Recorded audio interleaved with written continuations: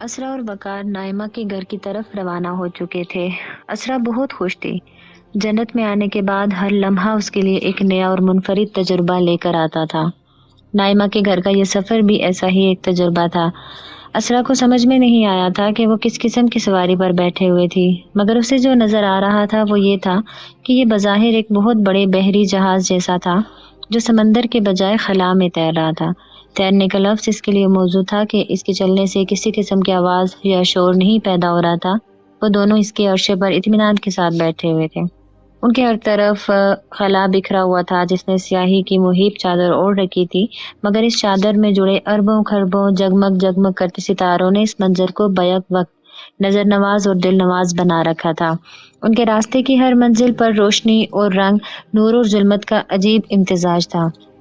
کہیں ستاروں کی کثرت سیاہ پس منظر پر ودیا روشنی بکھیر رہی تھی، کہیں اندھیروں کی قبہ پر دمکتے تاروں کی چمکتی روشنی اور جگمگاہٹ نگاہوں کو خیرہ کر رہی تھی۔ کہیں روشنی سفید رنگ کی تھی، کہیں ہر رنگ کی تھی، کہیں جامد تھی، کہیں مسلسل حرکت میں تھی، کہیں ایک ہی منظر بناتی تھی اور کہیں ہزار ہا زاویے تصاویر اور مناظر خلا کے کنویس پر بکھیر کر خود بکھر جاتی تھی۔ ان سارے مناظر میں اتنا حسن تھا جو الفاظ کی گرفت میں نہیں آ سکتا تھا۔ وقار، آپ دیکھ رہے ہیں یہ کتنا خوبصورت راستہ ہے۔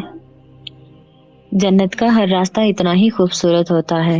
پتہ ہے وقار، جب سے جنت میں آئی ہوں سب کچھ بدل گیا ہے۔ پچھلی دنیا اور اس دنیا میں اتنا فرق ہے کہ سمجھ میں نہیں آتا کہ خدا کی صنائی کی کیسے داد دوں۔ باہر کی دنیا کو تو چھوڑیں، خود میرے اندر اتنی تبدیلی آ گئی ہے کہ کچھ حد نہیں۔ جنت میں آنے کے بعد جب میں چلتی ہوں اور پسینہ آتا ہے تو جسم سے بو آنے کے بجائے پورا وجود مہک اٹھتا ہے۔ کچھ کھاؤں تو منہ کی صفائی کی ضرورت پیش آنے کے بجائے ہر دفعہ ایک نئی خوشبو منہ میں پیدا ہو جاتی ہے۔ مجھے اب غسل کی ضرورت رہی ہے، نہ طہارت کی۔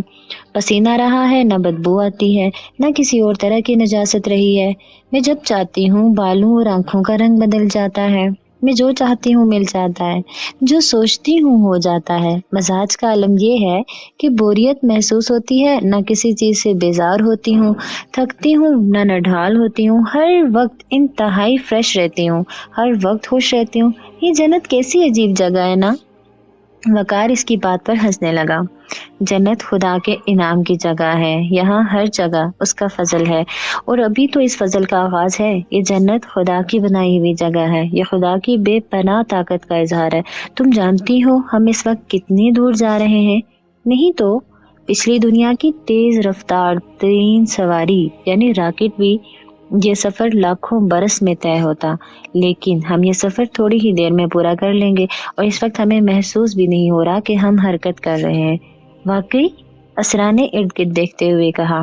مجھے تو ہر طرف خاموشی محسوس ہوتی ہے، لگ ہی نہیں رہا کہ ہم حرکت کر رہے ہیں، لیکن اب ہمارا سفر ختم ہو رہا ہے۔ وقار نے ایک روشنی کو دیکھتے ہوئے کہا جو مسلسل بڑی ہوتی جا رہی تھی کیونکہ وہ اس کے قریب پہنچ رہے تھے۔ وقار نے روشنی کی سمت دیکھتے ہوئے کہا، یہ تمہاری بہو کا گھر ہے۔ عبداللہ نائمہ کے محل میں اپنے والدین کا انتظار کر رہا تھا جو کسی وقت بھی یہاں پہنچنے والے تھے۔ نائمہ بہت اہتمام سے تیار ہوئی تھی۔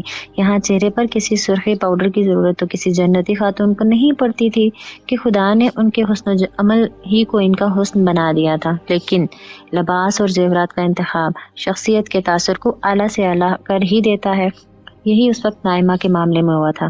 عبداللہ اسے دیکھتے ہوئے بولا، اللہ کا شکر ہے کہ تم میری بیوی ہو اور اتنی خوبصورت ہو۔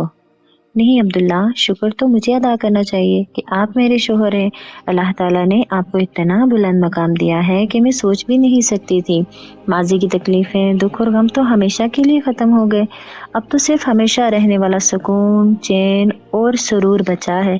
کتنے خوش نصیب ہیں نا ہم لوگ۔ ہاں، ہم واقعی خوش نصیب ہیں کہ اللہ ہمارا رب ہے۔ عبداللہ کے لہجے میں محبت کوٹ کوٹ کر بھری ہوئی تھی۔ بے شک، نائمہ نے دل سے اس کی تائید کی۔ پھر اس نے ایک دوسرا موضوع چھیڑتے ہوئے کہا، میں سوچ رہی تھی کہ ہم اپنے بچوں کو بھی آج بلا لیتے، بابا اور امی ان سے بھی مل لیتے، ان کو کسی اور موقع پر ملوا دیں گے، آج ان کو اپنی بہو سے ملنے دو، ابھی تو جنت کے ابتدائی دن ہیں، ابھی یہی ہوتا رہے گا، لوگ ایک دوسرے سے ملتے رہیں گے اور تعارف حاصل کرتے رہیں گے۔ یہ دونوں اسی گفتگو میں تھے کہ ایک خادم نے قریب آ کر نائمہ سے کہا، میری مالکن آقا عبداللہ کے والد گرامی وقار صاحب اور ان کی اہلیہ اسرا صاحبہ آپ سے ملنے کے لیے تشریف لائے ہیں۔ خادم کی اطلاع پر عبداللہ اور نائمہ ان کے استقبال کے لیے کھڑے ہو گئے۔ نائمہ نے عبداللہ سے کہا، آپ آگے بڑھ کر استقبال کیجئے، مجھے کچھ شرم آ رہی ہے۔ عبداللہ اس کی بات پر ہنستا ہوا آگے بڑھ گیا۔ نائمہ اس کے پیچھے پیچھے آہستگی سے چلنے لگی۔ تھوڑی ہی دیر میں خادم کے ہمراہ عبداللہ کے والد اور والدہ محل کے اس حصے میں داخل ہوئے جہاں وہ لوگ موجود تھے۔ انہیں اندر آتا دیکھ کر عبداللہ نے بے اختیار آگے بڑھ گیا۔ نائمہ کچھ جھجکتی شرماتی پیچھے کھڑی رہ گئی۔ اس نے پچھلی زندگی میں اپنے ساس سسر کو نہیں دیکھا تھا۔ عبداللہ نے اسے بتایا تھا کہ اس کے بچپن ہی میں ان کا انتقال ہو چکا تھا۔ عبداللہ آگے بڑھ کر اپنے والد وقار کے گلے لگ گیا۔ باپ بیٹا دونوں دیر تک ایک دوسرے سے لپٹے رہے۔ وقار سے مل کر عبداللہ نے اپنی ماں اسرا کو دیکھا اور اس کے قدموں میں بیٹھ کر ان کے ہاتھوں کو بوسہ دیا۔ وہ کھڑا ہونے لگا تو اسرا نے اس کے سر کو چومتے ہوئے کہا، میں نے اپنے بیٹے کو بہت چھوٹا دیکھا تھا، مگر اب اللہ نے مجھے میرے بیٹے کو ویسا ہی جوان دکھا دیا جیسے ہر ماں کی خواہش ہوتی ہے۔ عبداللہ، تمہیں جب دیکھتی ہوں دل رب کریم کی عنایات کے احساس سے سرشار ہو جاتا ہے۔ اس کی بات پوری ہوئی تو وقار نے پیچھے کھڑی نائمہ کو دیکھ کر کہا، تو یہ ہے وہ پری چہرہ جس نے میرے بیٹے کے دل کو چرایا تھا۔ وقار کی بات پر نائمہ مسکراتے شرماتے ہوئے ان دونوں کی سمت بڑھی۔ اسرا نے آگے بڑھ کر اسے گلے لگایا اور بے اختیار ماشاء اللہ کہا، تم کتنی خوبصورت ہو نائمہ، اللہ نے تمہاری شکل میں میرے بیٹے کو کتنا خوبصورت جیون ساتھی دیا ہے۔ امی حضور، یہ پچھلی دنیا کی اس کی وہ سیرت ہے جو آج اس کی صورت بن کر ظاہر ہوئی ہے۔ اس نے میری خاطر بڑی قربانیاں دی تھیں، بڑی محبت اور وفا سے میرا ساتھ دیا تھا۔ اسرا نے اسے خود سے الگ کرتے ہوئے اس کی شکل کو غور سے دیکھتے ہوئے کہا، بے شک نائمہ، تمہاری خوبصورت شکل تمہاری اس بے مثال سیرت کی آئینہ دار ہے جو پچھلی زندگی میں تم نے اختیار کی تھی۔ عبداللہ نے اپنی ماں کی معلومات میں اضافہ کرتے ہوئے کہا، امی یہ پچھلی زندگی میں بھی بہت خوبصورت تھی۔ اس کی بات پر وقار نے گفتگو میں مداخلت کرتے ہوئے کہا، عبداللہ بیٹا، لوگوں کی بری بھلی شکل جیسی بھی تھی پچھلی دنیا میں رہ گئی، اب تو ہر انسان کی وہی صورت ہے جو پچھلی دنیا میں سیرت تھی، مگر میں اپنے رب کا شکر گزار ہوں کہ اس پہلو سے میری بیوی بہو اور میرا بیٹا سب سے بہت حسین ہے، لیکن میرے بیٹے عبداللہ جیسا کوئی نہیں ہے۔ یہ کہہ کر وقار نے دوبارہ عبداللہ کو اپنے گلے لگا لیا، پھر اسے پرے ہٹاتے ہوئے کہا، ارے مجھے اپنی بیٹی سے تو ملنے دو۔ بابا، میں خود آپ سے ملنے کی بہت خواہش مند تھی۔ عبداللہ نے آپ کی اتنی تعریف کی ہے کہ آپ سے ملنے کا بہت اشتیاق تھا۔ یہ کہتے ہوئے نائمہ وقار کے سامنے جا کھڑی ہوئی اور اپنا سر جھکا دیا۔ وقار نے اس کے سر پر ہاتھ رکھ کر اسے دعا دی، میری بیٹی، اللہ تم پر اپنی رحمتیں اور برکتیں نازل کرے۔ شکریہ بابا، آپ تشریف لائیں، ہم آپ دونوں سے ڈھیر ساری باتیں کرنا چاہتے ہیں۔ یہ کہتے ہوئے نائمہ نے محل کے اندرونی حصے کی طرف اشارہ کیا اور وہ سب آگے بڑھنے لگے۔ یہ سب لوگ محل کے مختلف حصوں سے گزرتے ہوئے آگے بڑھ رہے تھے۔ محل کی شان و شوکت دیکھ کر اسرا اور وقار بہت خوش ہو رہے تھے۔ انہیں دلی خوشی تھی کہ ان کی بہو بھی بڑی شان والی تھی۔ آخرکار ایک کھلی جگہ پہنچ کر عبداللہ رک گیا اور شاہانہ انداز کے نشستوں پر بیٹھنے کی دعوت دی۔ اسرا نے اپنی نشست پر بیٹھتے ہی کہا، نائمہ بیٹا، تمہارے گھر آ کر میں تو خوش ہو گئی، تم تو میری توقع سے بڑھ کر اللہ کے انعام کو پانے والی ہو۔ امی، میں کس قابل ہوں؟ اصل مقام اور مرتبہ تو اللہ تعالیٰ نے عبداللہ کو دیا ہے۔ نائمہ نے پرستائش انداز میں عبداللہ کو دیکھتے ہوئے کہا، ہاں بھائی، میرے بیٹے کی کیا بات ہے۔ وقار نے تحسین آمیز انداز میں عبداللہ کو دیکھتے ہوئے کہا۔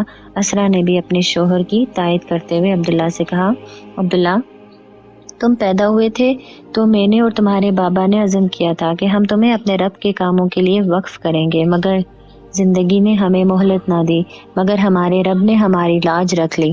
میں کس منہ سے اس کا شکریہ ادا کروں؟ اسرا نے آسمان کی طرف نظر اٹھا کر کہا، امی، میں آج جو کچھ بھی ہوں وہ آپ ہی لوگوں کی وجہ سے ہوں۔ مجھے آج خدمت اقدس میں حاضری کے لیے بلایا گیا تھا۔ وہاں اللہ تعالیٰ نے مجھے خود بتایا کہ مجھے زندگی میں جو مواقع ملے اور جو رہنمائی کی گئی اس کی ایک بڑی وجہ آپ لوگ تھے۔ خاص طور پر انہوں نے بابا جان کا نام لیا تھا۔ عبداللہ کی بات پر وقار نے اپنا سر جھکا دیا۔ وہ کچھ دیر اسی طرح رہا اور پھر سر اٹھا کر عبداللہ سے بولا، بیٹا میں تو جہنم کی راہ کا مسافر تھا، یہ میرے رب کا مجھ پر خصوصی احسان ہے کہ اس نے مجھے راستہ دکھایا، پھر مجھے زندگی ہی میں اسرا جیسی غیر معمولی بیوی دی اور پھر تمہارے جیسی اولاد دی۔ بابا جان میں بھی یہی چاہتا ہوں کہ آپ مجھے اپنے بارے میں بتائیں، آپ نے ایسا کیا کیا تھا کہ اللہ تعالیٰ سے اتنے قریب ہو گئے تھے؟ عبداللہ کی بات پر نائمہ نے بھی اسرا سے پوچھا، امی میں بھی جاننا چاہتی ہوں کہ آپ کی بابا جان سے شادی کیسے ہوئی تھی؟ آپ کی شادی آپ کے والدین نے کی تھی یا پسند کی شادی تھی؟ اس کی بات پر وقار ہنستے ہوئے بولا، تمہیں یہ جان کر حیرت ہوگی کہ تمہاری ماں نے مجھ سے زبردستی شادی کی تھی۔ یہ سن کر نائمہ کا منہ کھلا رہ گیا۔ وہ حیرت سے بولی، زبردستی شادی؟ مگر یہ کیسے ہوا؟ اس کی بات پر اسرا بھی ہنسنے لگی۔ ہاں میں نے ان سے زبردستی شادی کی تھی، یہ تو نہیں کرنا چاہتے تھے۔ ارے واہ، یہ تو بڑی دلچسپ بات ہے۔ ابھی بابا جان سے میرا سوال باقی تھا کہ یہ زیادہ دلچسپ بات سامنے آ گئی۔ اب سمجھ میں نہیں آتا کہ پہلے کیا پوچھوں۔ میں بتاتا ہوں، ان دونوں سوالوں کا جواب آپس میں جڑا ہوا ہے۔ میں خدا سے کیسے قریب ہوا، میری زندگی کیسے بدلی اور تمہاری امی نے زبردستی مجھ سے کیسے شادی کی، میں سب کچھ بتاتا ہوں۔ لیکن بابا شروع یہاں سے کیجیے گا کہ آپ کی امی سے پہلی ملاقات کہاں اور کب ہوئی؟ نائبہ نے دلچسپی سے اپنا سوال سامنے رکھتے ہوئے کہا۔ چلو ٹھیک ہے، میں اپنی داستان اپنی اور اسرا کی پہلی ملاقات سے کرتا ہوں، اگرچہ یہ ایک برائے نام ملاقات تھی۔ وقار نے کچھ سوچتے ہوئے کہا، پھر اس نے اپنی داستان سنانی شروع کی۔